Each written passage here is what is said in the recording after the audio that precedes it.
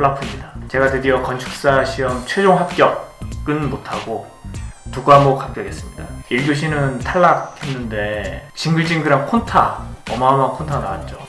내년도 시험 볼 때는 제발 평지 좀 부탁드립니다. 그리고 방향도 좀 정북 방향으로 좀 부탁드릴게요.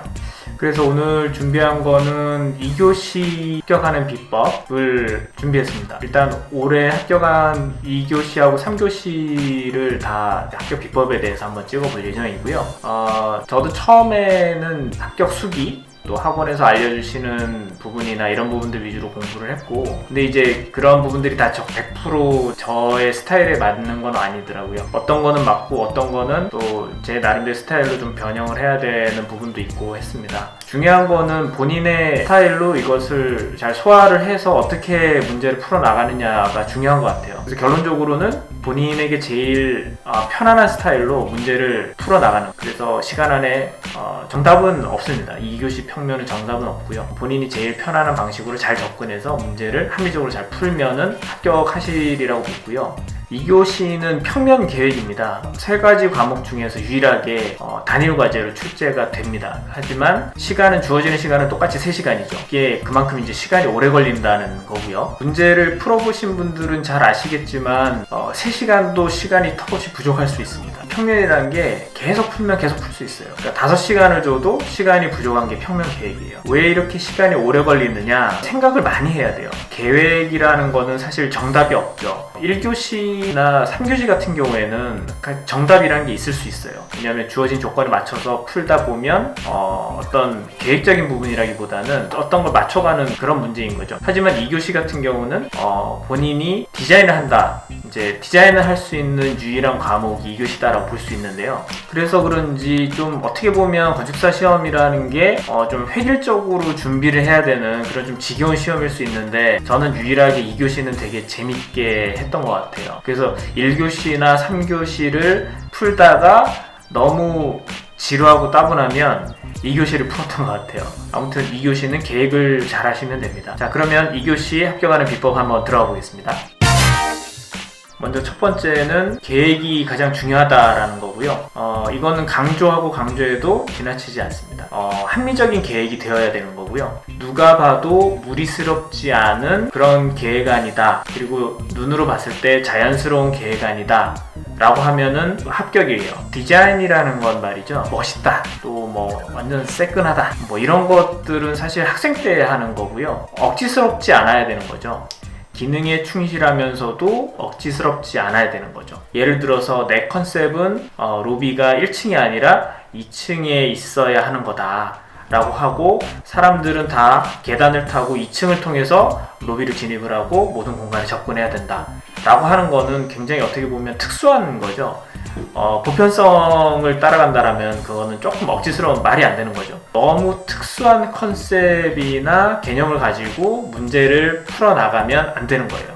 이건 여담이지만 만약에 안도 다다오라든지 아니면 프랭 게리 같은 사람들이 한국의 건축사 시험을 본다 라고 한다면 아마 100% 떨어질 거예요. 전체적인 동선을 그려볼 때 무난하구나, 조닝이 깔끔하구나, 이 정도 느낌만 줄 수 있다고 하면 합격입니다. 심지어는 제시된 어떤 프로그램이 일부가 누락이 되었다고 하더라도 계획상으로 커버가 될 정도예요. 이런 분들도 있으시더라고요. 3시간 중에서 2시간 반을 계획을 하고 작도할 시간이 없어서 30분 만에 프리핸드로 그림을 그렸는데, 그래도 계획이 좋으면 합격을 했다는 거죠. 계획이 좋으면 모든 게 다 용서될 수 있다. 두 번째는 명확한 조닝이에요. 만약에 내가 푼 답이 비정형으로 나왔다 라고 하면 한번 의심해 볼 필요가 있어요.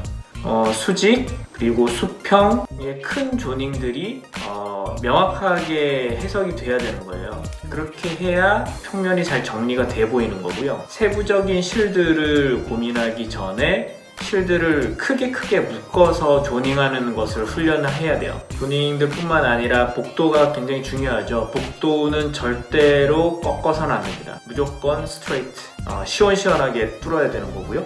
건물을 관통하는 그런 복도가 보기에 시원하고 좋습니다. 그리고 건물에서 제일 중요한 것 또 하나가 또 로비라든지 이제 2층으로 올라갔을 때 처음 다다르게 되는 홀이나 이런 부분들이 중심이 되어서 조닝, 홀, 그리고 복도 이런 것들이 복잡하지 않고 시원시원하게 보이는 그런 조닝이 되어야 돼요. 꼭 확인해 보셔야 될 게 있는데 그게 뭐냐면 층별 면적 비교예요. 보통 건축사 시험 2교시 평면에 나오는 건물 규모는 2개 층 정도고요. 그래서 1층과 2층의 면적을 한번 비교를 해보시고 면적이 비슷하다라고 하면 1층과 2층의 조닝을 비슷한 면적끼리 묶어서 위아래로 배치를 해보는 거죠. 그렇게 했을 때에 어지간히 잘 들어맞으면 그걸로 정리를 하시면 돼요. 근데 만약에 위층과 아래층의 면적이 다르다 그럴 때는 보통은 어떠냐 하면 1층이 작고요 2층이 클 거예요.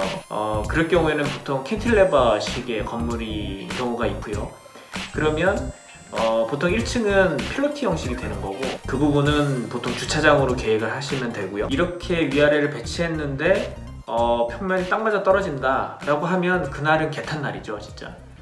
세 번째 요점은 건물의 용도에 익숙한 문제가 나오면 50%는 먹고 들어간다예요.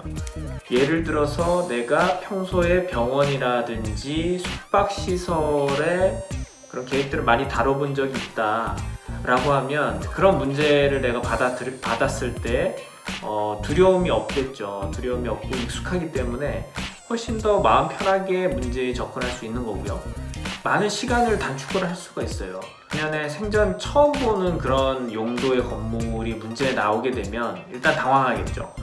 그리고 문제를 읽고 실들의 성격이나 이런 것들을 이해하는데도 굉장히 오랜 시간이 걸려요.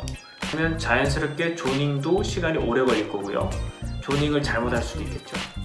평소에 많은 다양한 용도의 건물을 설계를 해보신 경험이 있으신 분들은 훨씬 유리하겠지만 취약한 부분이 어디냐면 대형 건축사 사무실에서 일하시는 분들이나 특수한 부분을 주로 설계하는 그런 건축사 사무소에서 근무하시는 분들이 있으시죠. 그런 분들이 굉장히 취약하신 거예요.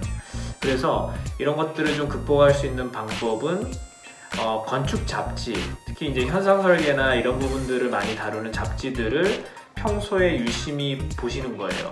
그래서 내가 평소에 다루는 그런 계획은 아니지만 간접적으로 한번 해보는 거예요. 그래서 시간이 되면 그런 부분들을 조닝 분석도 해보고 내가 직접 그려보기도 하고 하시면은 많이 커버가 되시는 거죠. 네 번째는 중요한 건 뼈대. 사소한 것에 너무 목숨을 걸어서는 안 된다는 거예요. 의외로 표현에 목숨 거시는 분들이 되게 많아요. 작도 중요합니다. 그래서 작도 잘하시는 분들 정말 존경하고요. 하지만 2교시는 작도 시험은 아니에요. 3교시 때는 작도 잘하시는 분들이 굉장히 유리합니다. 그거는 인정하지만 저희는 지금 2교시 얘기하고 있는 거니까 이를테면 아무리 표현이 아름답다고 하더라도 조닝이 잘못되었다라든지 출입구 위치가 잘못되었다라든지 아니면 실의 방향이나 향이 잘못되었다 그러면 아무리 작도를 잘했다고 하더라도 그것은 오답인 거죠. 해치에 목숨 거시는 분들이 있는데 가끔씩 문제에 그 법례로 해치를 칠하라라고 나오는 경우가 있어요. 그런 경우에는 당연히 해치를 칠하는 게 맞지만요. 시간이 만약에 없다라고 하면 해치를 넣기 이전에 반드시 뼈대가 되는 조닝 그리고 평면 계획이 우선이에요. 솔직히 말해서 해치는 나중에 시간이 나면은 해도 충분합니다. 또 한 가지 이런 경우가 있을 수도 있어요. 나는 분명히 처음부터 문제를 잘 읽고 문제에서 나오는 대로 다이어그램을 그리고 문제를 분명히 맞게 풀었다고 생각했는데 나중에 리뷰를 하는 과정에서 서로 상충되는 논리 때문에 헷갈리는 경우가 가끔씩 생기는 경우가 있어요. 이런 경우에는 어떻게 해야 되느냐 하면 처음에 푼 게 거의 맞다고 보시면 돼요. 물론 문제를 다시 읽어봤는데 내가 처음에 지문을 잘못 해석했구나 라고 한다면 그거는 이제 다시 해석한 대로 푸시면 되는데 아무리 읽어도 이 항목과 이 항목에서 얘기하는 부분이 논리적으로 부딪힌다 라고 하면 처음에 내가 생각했던 대로 그냥 놔두시는 게 훨씬 나아요. 이런 경우가 뭐라 이유될 수 있냐면 꼬리가 몸통을 흔든다? 큰 부분에 있어서 이제 문제를 내가 푼 거죠. 근데 뒤에 가서 뭔가 작은 부분에서 내가 사실 논리적인 오류가 있는데도 불구하고 그 부분이 이제 마치 전체적으로 큰 뭔가 방향을 틀어야 될 것 같은 그런 생각이 들 때가 있거든요. 하지만 그럴 때는 절대로 갑자기 급선회 하시면 안 돼요. 그러면 자칫 잘못하다가 문제를 분명히 제대로 풀었는데 그 잘못 못 이해한 어떤 지문 해석 때문에 문제가 처음부터 다 꼬여버리는 그런 상황이 생길 수 있어요. 그러니까 반드시 그런 상황이 생기면 처음에 내가 풀었던 게 맞다, 그런 믿음을 가지고 그냥 계속 진행하시는 게 맞아요. 문제가 잘못된 경우가 있을 수 있죠. 작년 같은 경우에, 작년 아니죠, 몇 년 전이었던 것 같은데 평면 배치도가 한번 배치 문제가 잘못된 적이 있었죠. 그런 경우에는 전체적으로 이제 그냥 땡큐는 거죠. 그렇게 하면은 이제 뭐 잘 풀든 못 풀든 어쨌든 형평성 문제가 있기 때문에 전체적으로 많이 합격률이 높아지는 부분이 있지만 그런 경우는 거의 없죠. 평소에 그 사고를 좀 유연하게 하실 수 있는 훈련이 많이 돼 계신 분들은 이런 부분들에 있어서 순발력 있게 잘 대처하실 수 있는데, 보통 그렇잖아요. 건축이나 디자인하는 사람들이 뭐 하나에 꽂히면은 헤어나지 못하는 그런 상황이 있죠. 그러니까 시험 볼 때도 이런 상황들이 종종 생겨요. 그냥 평소에 정말 그 사고를 다양하게 좀 이렇게 틀어서 생각할 수 있는 그런 부분들을 훈련하는 게 굉장히 중요한 것 같아요. 마지막 5번째는 리뷰에 대한 내용이에요. 리뷰를 반드시 하셔야 됩니다. 이거는 제가 학원에 들어갔을 때도 평면계에 관련해서 선생님이 얘기하신 것 중에 매 시간마다 계속 얘기를 똑같이 하셨는데, 리뷰라고 하는 거는 사실 그 2번 할 수 있는 것 같아요. 첫 번째는 계획을 내가 스케치를 하고 모듈 계획까지 다 한 다음에 그림을 그려서 붙이고 나서 작도를 들어가는데, 작도를 들어가기 전에 반드시 내가 그린 스케치를 리뷰를 한번 해야 되는 거죠. 스케치 리뷰는 스케치를 한 다음에 문제를 처음부터 끝까지 다시 읽어보면서 한 문항 한 문항 지문과 내가 푼 스케치를 대조를 해보면서 틀린 게 없는지 혹은 놓친 게 없는지를 비교를 해보는 과정이에요. 근데 만약에 이런 과정 없이 문제를 다 풀었어요. 작도를 다 하고 났는데 그때 가서 리뷰를 다시 해봤는데 내가 문제를 잘못 해석을 했어요. 그래서 실의 위치가 바뀐다든지 혹은 조망이나 이런 부분들에 대해서 내가 반대로 해석을 했어요. 뭐 12m 도로 쪽을 보라고 했는데 반대편에 있는 도로 쪽으로 조망을 했다. 그렇게 되는 경우에는 그의 시험은 그냥 끝났다고 보시면 돼요. 왜 그러냐면 그때 가서 다시 수정을 하고 할 시간이 없는 거죠. 만약에 그림을 다 그렸어요. 그리고 제출 시간이 되어서 제출을 하는데 제출하다가도 혹시 봤는데 문제가 딱 봐도 잘못됐다, 이거는 답이 잘못됐다라고 하면 그때라도 빨리 지우고 수정하는 게 맞긴 해요.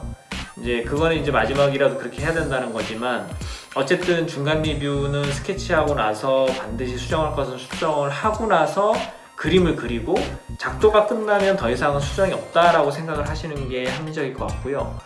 내가 평소에도 도면을 잘 그리고 이번에 내가 푼 문제가 완벽하다라고 생각을 하시더라도 찾아보면 반드시 실수를 하신 게 있으실 거예요. 완벽할 수가 없어요. 보통 저희가 시험이 60점 합격이잖아요. 근데 이제 대부분 어디서 많이 집중적으로 탈락자들 중에 점수 포진이 돼 있냐면 55점에서 55점도 아니죠. 57점에서 59점 사이, 그 사이 때에 많은 사람들이 많은 전사자들이 그 가운데에 포함이 돼 있어요. 그러니까 내가 하나를 실수를 하게 되면 합격인데도 불구하고 합격일 수 있는데 그 실수 하나 때문에 이제 떨어지면 뭐 몇 개월, 6개월, 이제 6개월이죠. 6개월 동안 또 다시 한번 고생을 해야 되는 그런 상황이 생기는 거죠. 얼마나 안타까운 일입니까? 다시 한번 요약을 하자면, 첫 번째는 합리적인 계획을 해야 된다. 특수한 계획이 아니라 합리적인 계획을 해야 된다. 두 번째는 조닝이 중요하다는 거죠. 명확한 조닝, 클리어하고 시원시원한 조닝. 그리고 세 번째는 가급적이면 많은 용도, 다양한 용도의 평면에 자신을 노출시켜라. 그리고 네 번째는 뼈대에 집중해라. 그러니까 부수적인 것들, 마이너한 것들은 과감하게 버려서는 안 되겠죠. 같은 시간이라면 뼈대 쪽에다가 집중을 하고 거기에다 목숨을 거시라는 거고요. 그리고 마지막으로 5번째는 리뷰. 아무리 말해도 지나치지 않는 리뷰. 스케치가 끝나고 계획이 끝나면 반드시 리뷰를 하고 확정이 된 안을 가지고 작도에 들어가시라. 이 5가지만 기억하시면 제 생각에는 충분해요. 그리고 나머지는 이제 얼마나 작도를 빨리 하고 능수능란하게 실수 없이 계획안을 마무리하느냐, 거기에 다 달려있는 것 같습니다. 이렇게 해서 하시고요. 그리고 내년에는 꼭 합격하시기를 바라겠습니다. 저도 떨어진 1교시 내년에 꼭 붙도록 하겠습니다. 네, 이상 플라프였습니다.